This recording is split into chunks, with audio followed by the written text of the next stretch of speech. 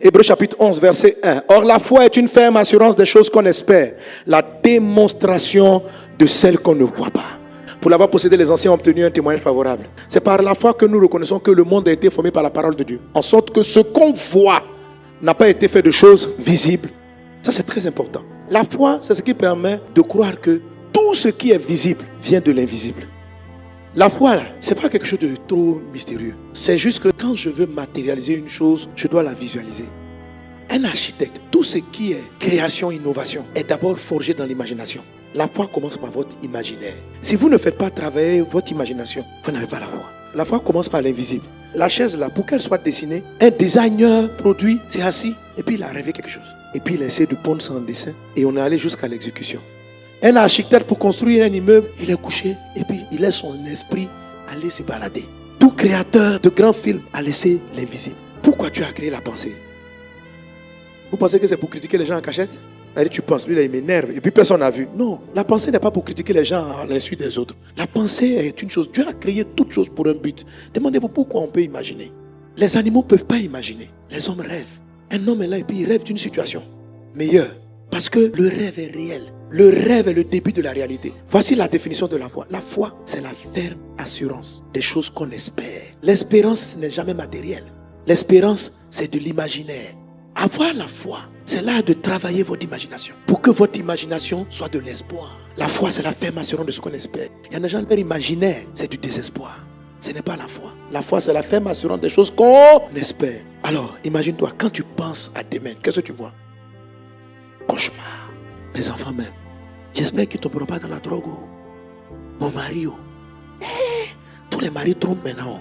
Mon mari, j'espère que toute ton imagination est négative. Est-ce que ça c'est de l'espoir? Non. Parce que tu imagines du négatif, tu vas le rendre réel. S'il vous plaît, ayez la foi. Même quand tout va mal dans le monde réel. La Bible dit que tout ce qui est visible, ce n'est pas seulement des objets, mais c'est le comportement.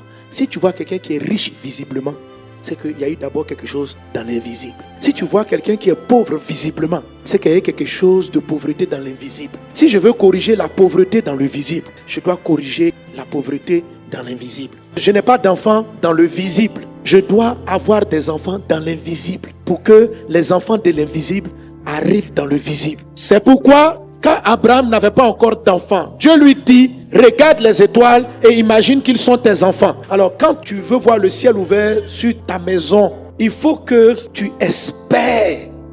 Et l'espérance, c'est une attente futuriste favorable. L'espoir est différent du désespoir. Vous savez, Dieu parle par des songes et par des visions. Le deuxième ciel des démons, le numéro 2 là, lui donne des cauchemars. Pour que tu te comportes n'importe comment. Eux aussi, ils envoient des idées noires. Ils te font penser, les hommes sont méchants, tout le monde est escroc sur la terre. Juste la pensée. J'espère qu'on ne va pas me voler, j'espère qu'on ne va pas me voler. Tu attires des voleurs.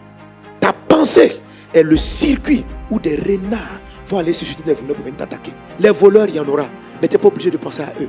Rêve ce que Dieu va faire pour toi. Et les projets que Dieu a pour toi sont des projets favorables.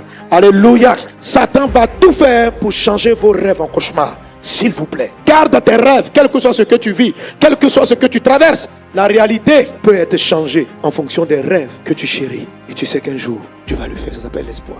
La foi, ce n'est pas ça seulement. La foi, c'est la démonstration. C'est-à-dire que tu dois rêver, mais tu dois commencer à te comporter comme ce que tu rêves.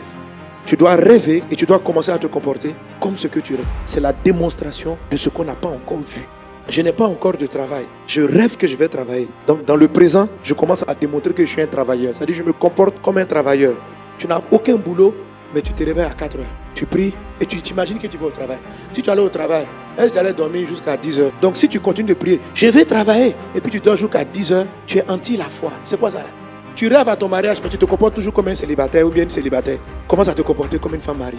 Rentre à des heures que tu vas rentrer quand tu seras marié. Il ne faut pas aller bavarder à ta copine jusqu'à 23 heures. Parce que vous êtes célibataire, vous deux. Ma copine.